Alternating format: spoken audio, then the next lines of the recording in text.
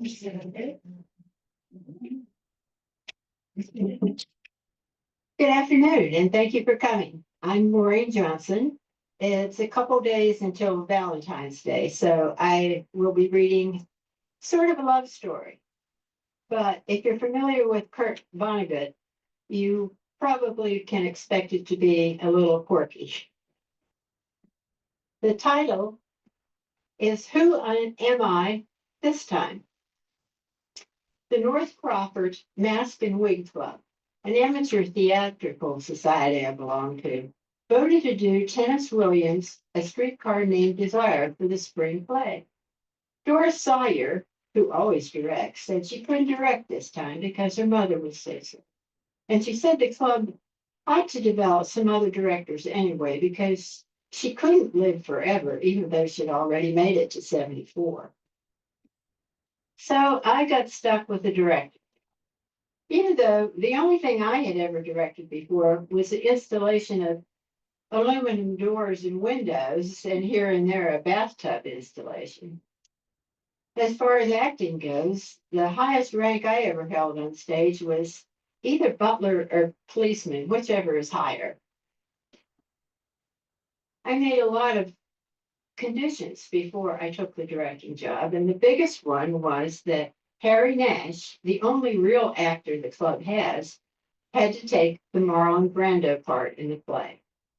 To give you an idea of how versatile Harry is, inside of 1 year, he was Captain Quigg in the Kane Mutiny Court Martial, then Abe Lincoln in the Abe Lincoln in Illinois, and then the young architect in The Moon is Blue.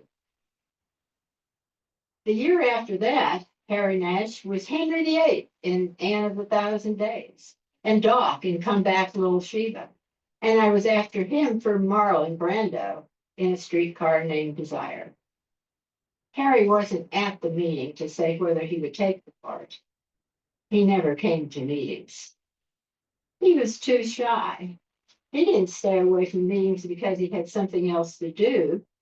He wasn't married, didn't go out with women, didn't have any close men friends either. He stayed away from all kinds of gatherings because he never could think of anything to say or do without a script. So I had to go down to Miller's hardware store, where Harry was a clerk, and ask him if he would take the part.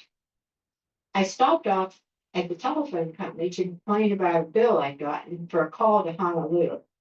I had never called Honolulu in my life. And there was this beautiful girl I'd never seen before behind the counter at the phone company. And she explained that the company had put in an automatic billing machine, and the machine didn't have all of the bugs out of it yet. It made mistakes. Not only didn't I call Honolulu, I told her, I don't think anybody in North Crawford ever has or will. She took charge of the bill, and I asked her if she was from around North Crawford. She said no. She said she just came with a new billing machine to teach local girls how to take care of it. After that, she said she would go with some other machine to someplace else. Well, I said, as long as people have to come along with machines, I guess we're all right. What? She said. When machines start delivering themselves, I guess that's when people better start worrying. Oh, she said. She didn't seem very interested in that subject, and I wondered if she was interested in anything. She seemed kind of numb, almost a machine herself, an automatic phone company politeness machine. How long will you be in town here? I asked her. I stay in each town 8 weeks, sir, she said. She had pretty blue eyes, but there sure wasn't much hope or curiosity in there. She told me she had been going from town to town like that for 2 years, always a stranger. And I got it in my head that she might make a good Stella for the play. Stella was the wife of the Marlon Brando character, the wife of the character I wanted Harry Nash to play. So I told her where and when we were going to hold tryouts and said the club would be very happy if she'd come. She looked surprised and she warmed up a little. You know, she said, that's the first time anybody ever asked me to participate in any community thing. Well, I said, there isn't any other There isn't any other better way to get to know nice people faster than to be in a play with them. She said her name was Helene Shaw. She said she might just surprise me and herself. She said she just might come. You would think that North Crawford would be fed up with Harry Nash in plays after all the plays he'd been in. But the fact that North Crawford probably could have, but the fact was that North Crawford could probably go on enjoying Harry forever because he was never Harry on the stage. When the maroon curtain went up on the stage in the gymnasium in the consolidated junior senior high school, Harry, body and soul, was exactly what the script and the director told him to be. Somebody said one time that Harry ought to go to a psychiatrist so he'd be something important and colorful in real life, too. So he could get married anyway, and maybe get a better job than just clerking at Miller's hardware store for $50 a week. I don't know what the psychiatrist could have turned up about him if the town didn't already know. The trouble with Harry was he had been left on the doorstep of the Unitarian church when he was a baby, and he never did find out who his parents were. When I told them there are Millers that I've been appointed director, that I wanted him in my play, he said he had always said to anybody else who asked him to be in the play, and it was kind of sad if you think about it. Who am I this time? He said. So I held the tryouts where they'd always been held, in the meeting room on the second floor of the North Crawford Public Library. Doris Sawyer, the woman who usually directs, came to give me the benefit of all her experience. The two of us sat in state upstairs, while the people who wanted parts waited below. We called them upstairs one at a time. Harry Nash came to the tryouts, even though it was a waste of time. I guess he wanted to get in a little bit more acting.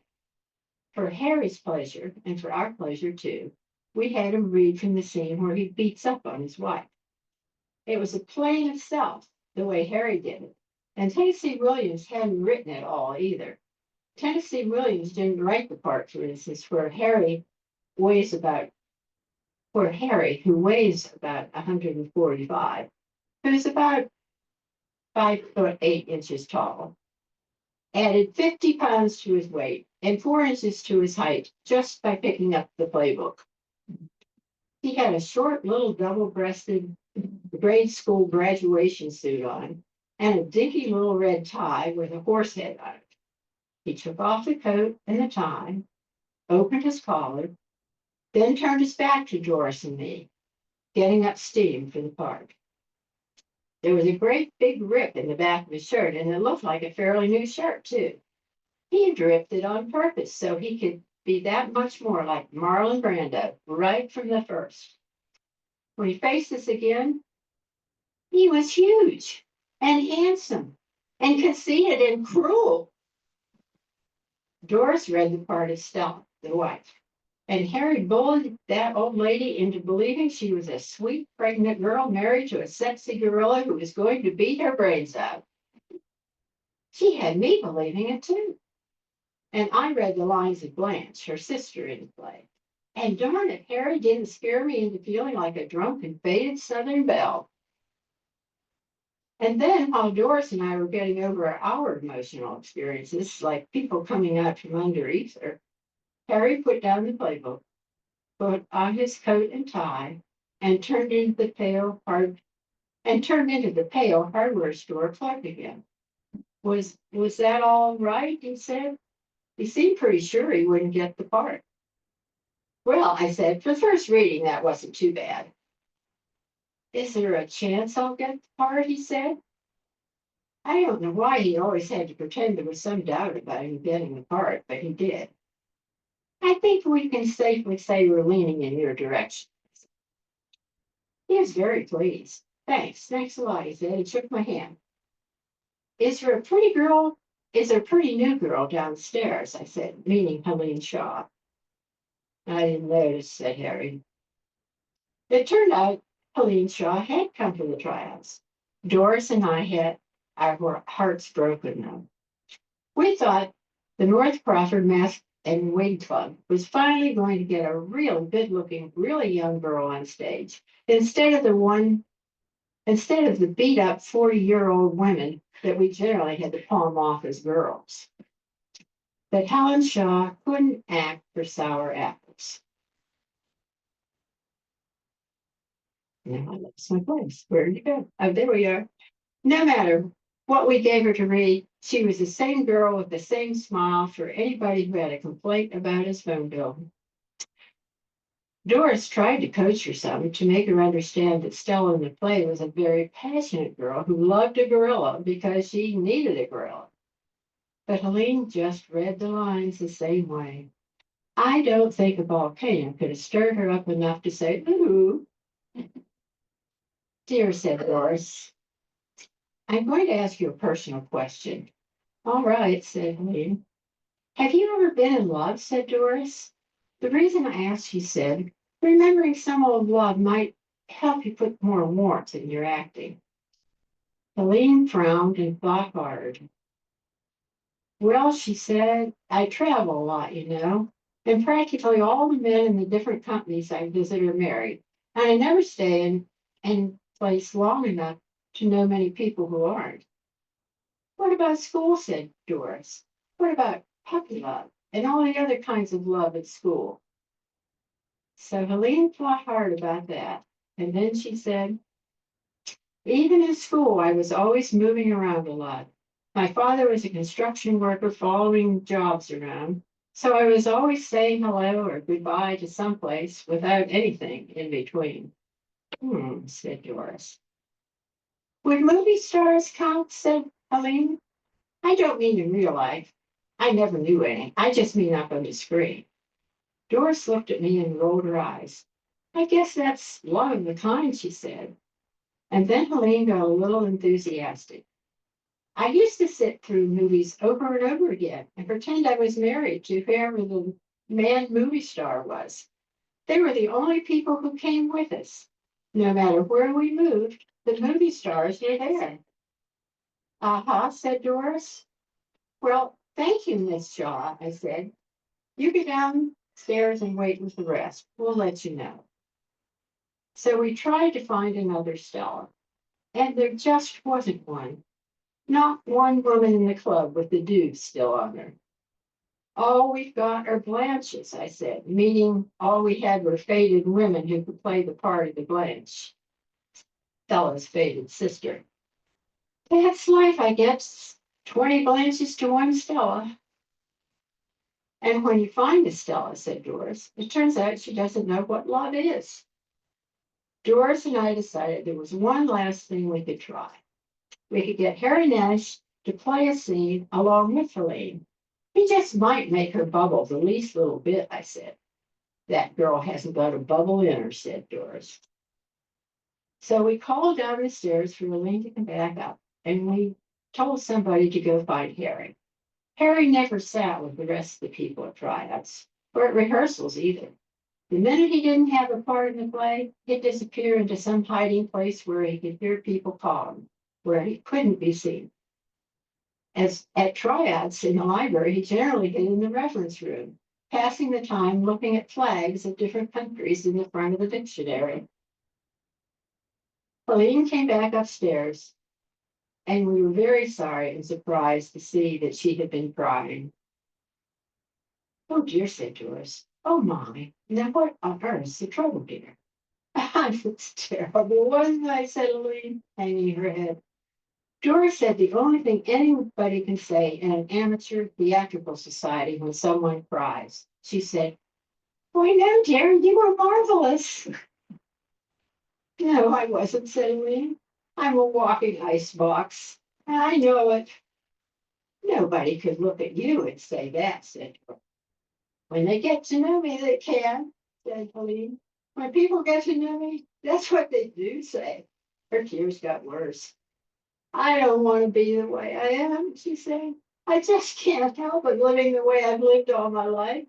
The only experiences I've had have been in crazy dreams of movie stars. When I meet somebody nice in real life, I feel as though I'm in some kind of a big bottle, as though I couldn't touch that person, no matter how hard I tried. And Aline pushed on the air as though it were a big bottle all around her. You asked me if I'd ever been in love, she said to Doris. No, but I want to be. I know what this play's about. I know what Stella's supposed to feel and why she feels it. I, she said and her tears just wouldn't let her go on. You what, dear? Doris asked gently. I, said Helene, as she pushed on the imaginary bottle again. I just don't know how to begin. There was heavy clumping on the library stairs. It sounded like a deep sea diver coming upstairs in his lead shoes. It was Harry Nash turning himself into Marlon Brando. In he came, practically dragging his knuckles on the floor. And he was so much in character, the sight of a weeping woman made him sneer. Harry, I said, I'd like you to meet Helene Shaw. Helene, this is Harry Nash. If you get the part of Stella, he'll be your husband in the play. Harry didn't offer to shake hands. He put his hands in his pockets, and he hunched over, and he looked at her up and down, gave her looks that left her naked. Her tears stopped right then and there. I wonder if you two could play the fight scene, I said, and then the reunion scene right after. Sure, said Harry, his eyes still on her. Those eyes burned up clothes faster than she could put them back on. Sure, he said, if Shell's game. What? Said Helene. She turned the color of cranberry juice. Stella, said Harry. That's you. Stella's my wife. I handed the two of them the playbooks. Harry snatched his from me without a word of thanks. Helene's hands weren't working very well, and I had to kind of mold them around the book. I want something I can throw, said Harry. What? I said. There's one place where I throw a radio out a window, said Harry. What can I throw?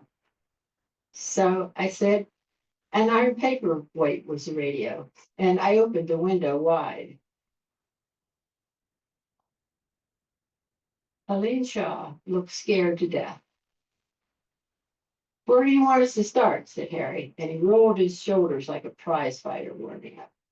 Start a few lines back from where you throw the radio out the window, I said. Okay, said Harry, warming up. He scanned the stage directions. Let's see, he said. After I throw the window, she runs off stage, and I chase her and I sock her one. Right, I said. Okay, baby, Harry said to Helene, his eyelids drooping. What was about to happen was wilder than a chariot race in Ben-Hur. On your mark, said Harry. Get ready, baby. Go. When the scene was over, Helene Shaw was as hot as a hod carrier, as limp as an eel. She sat down with her mouth open and her head hanging to one side. She wasn't in any bottle anymore. There wasn't a bottle to hold her up and keep her safe and clean. The bottle was gone. Did I get the part or not? Snarled Harry. You'll do, I said. You said a mouthful, he said. I'll be going now. See you around, Stella, said to Helene and left. And he slammed the door behind him. Helene, I said. Miss Shaw? She said. The part of Stella is yours, I said. You were great. I was, she said. I had no idea you had that much fire in you, dear, Doris said to her. Fire, said Helene. She didn't know if she was afoot or on horseback. Skyrockets, pinwheels, Roman candles, said Doris. Said Helene. That was all she said. She looked as though she were going to sit in a chair with her mouth open forever. Stella, I said. Well, you had my permission to go.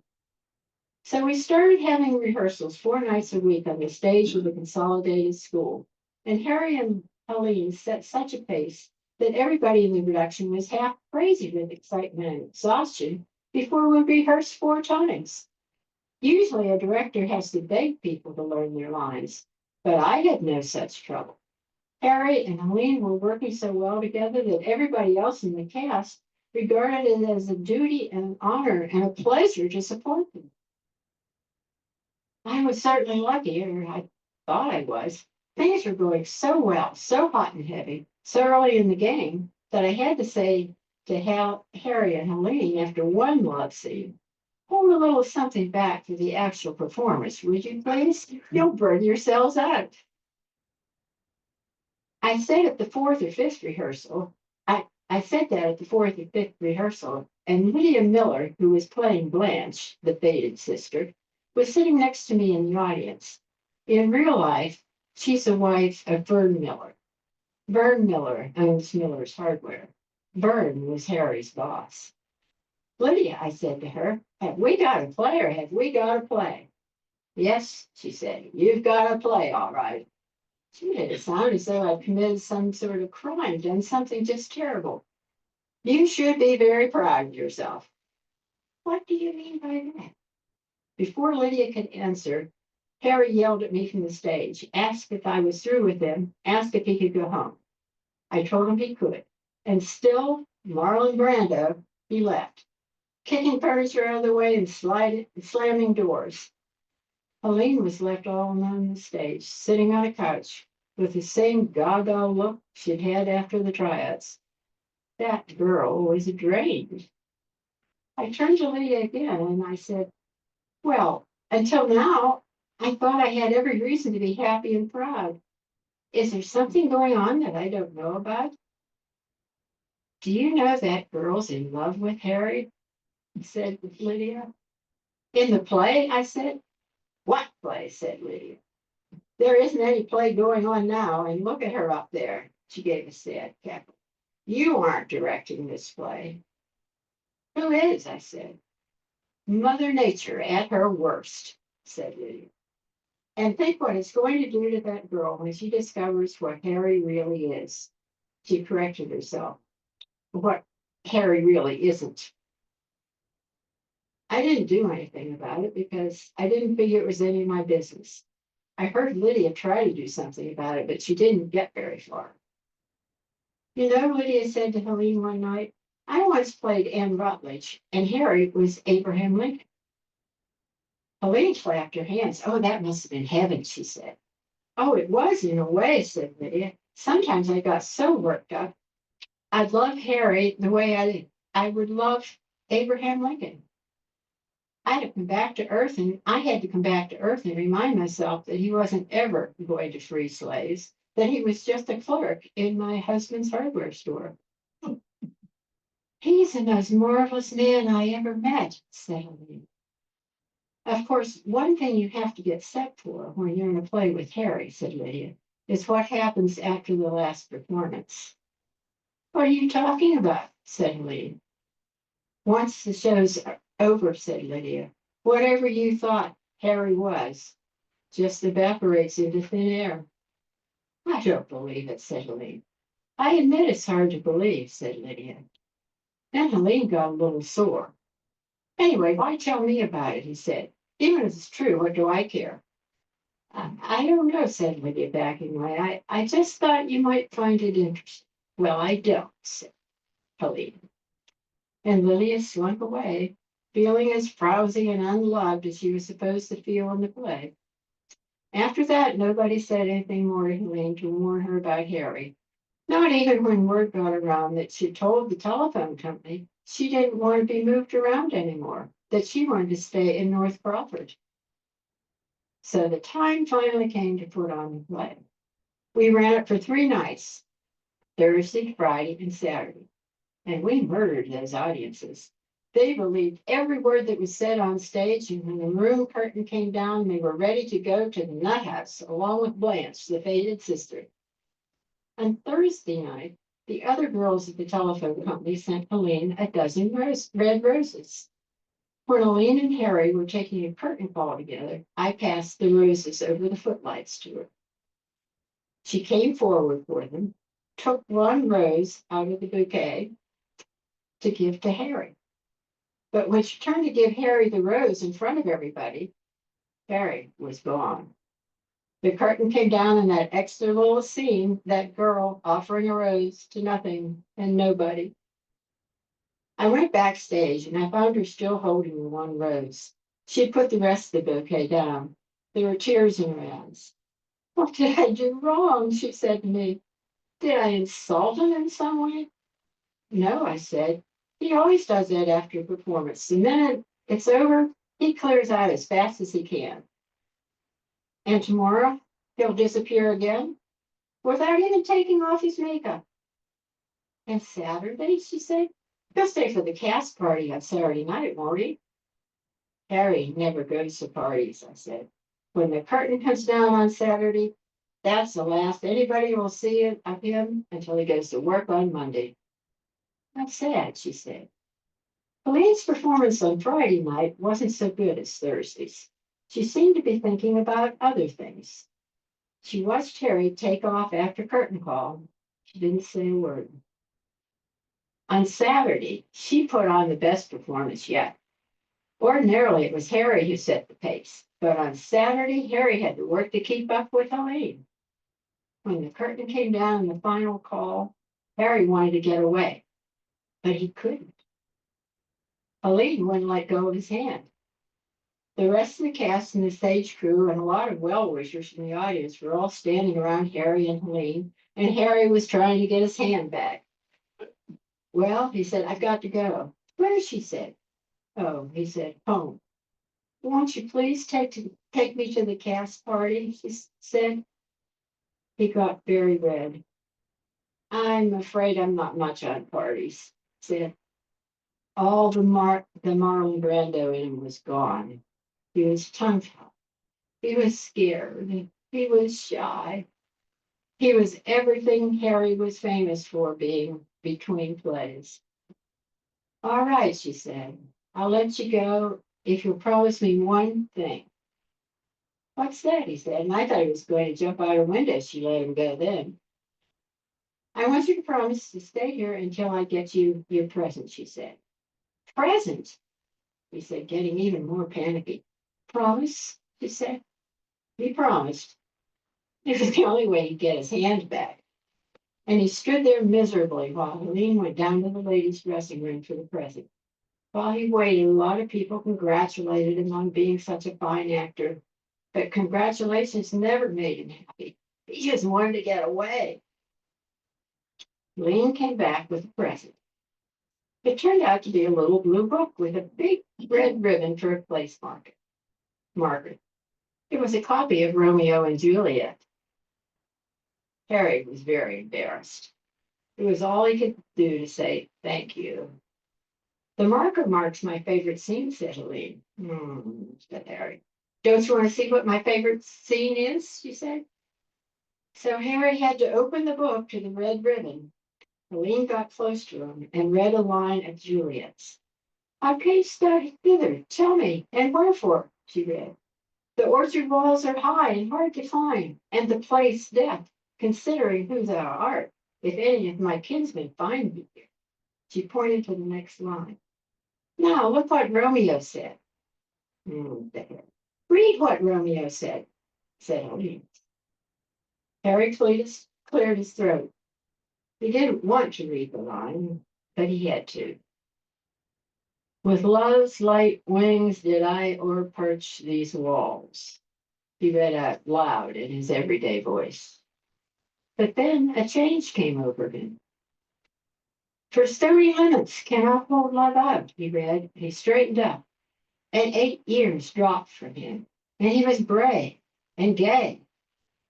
And what love can do, that dares love attempt, he read. Therefore thy kinsmen are no let to me. If they do see thee, they will murder thee, said Helene, and she started walking toward the wings. Alack, said Harry, there lies more peril in thine eyes than 20 of their swords. Helene led him toward the backstage exit. Look out, it's sweet, said Harry, and I am proof against their enmity. I would not for the world they saw thee here, said Helene. And that was the last we heard. The two of them were out the door and gone. They never did show up at the cast party. 1 week later, they were married. They seem very happy, although they're kind of strange from time to time, depending on which play they're reading to each other at the time. I dropped in at the phone company office the other day on account of the billing machine was making dumb mistakes again. I asked her what plays she and Harry had been reading lately. In the past week, she said, I've been married to Othello, been loved by Faust, and been kidnapped by Paris. Wouldn't you say I am the luckiest girl in town? I said I thought so, and I told her most women in the town thought so too. They had their chance, she said. Most of them couldn't stand the excitement, I said. And I told her I'd been asked to direct another play. I asked if she and Harry would be available for the cast. She gave me a big smile and said, who are we this time?